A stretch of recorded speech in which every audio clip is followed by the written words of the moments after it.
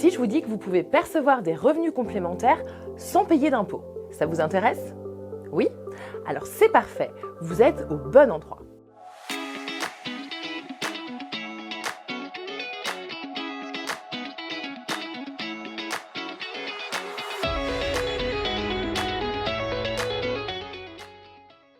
Bienvenue dans cette première vidéo consacrée à la location meublée non professionnelle. La LMNP est un produit d'investissement magnifique et très efficace pour peu que l'on sache s'en servir.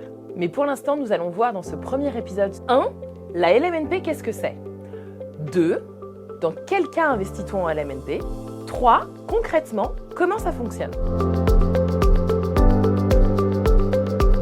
La location meublée non professionnelle est un statut très ancien puisqu'il date d'avril 1949 et il vous permet d'acquérir un bien immobilier meublé dans une résidence de service et en contrepartie, vous bénéficiez d'un certain nombre d'avantages, notamment la possibilité de percevoir des revenus complémentaires non imposés. Et oui, vous avez bien entendu, grâce à un mécanisme d'amortissement comptable que je vous présenterai en détail dans les vidéos suivantes, vous allez pouvoir percevoir vos loyers sans payer d'impôts.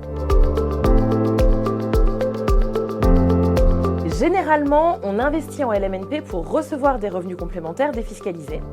C'est d'ailleurs l'un des mécanismes les plus efficaces en la matière. C'est pourquoi on utilise aussi souvent ce statut pour préparer sa retraite. Là encore, l'idée c'est de percevoir une rente complémentaire et non imposée. Au départ, exactement comme pour un bien immobilier classique, compromis, promesse de vente et signature chez le notaire. Sauf qu'au moment de signer la promesse ou le compromis, vous signerez également un bail commercial.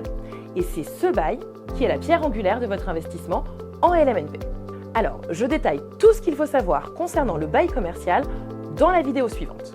Vous signez donc ce bail non pas avec un locataire particulier, mais avec la société d'exploitation de la résidence.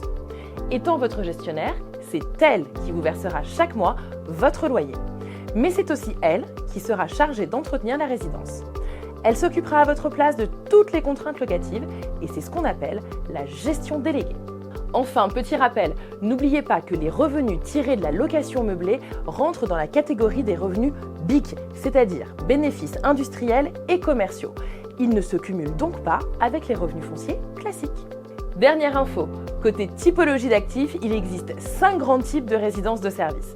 Les résidences de tourisme, les résidences d'affaires, les résidences étudiantes, les résidences seniors et les EHPAD. Cette première vidéo est maintenant terminée, mais je vous conseille de suivre la seconde. Vous y trouverez toutes les astuces pour bien choisir votre bien en LMNP et les critères fondamentaux à respecter. À tout de suite!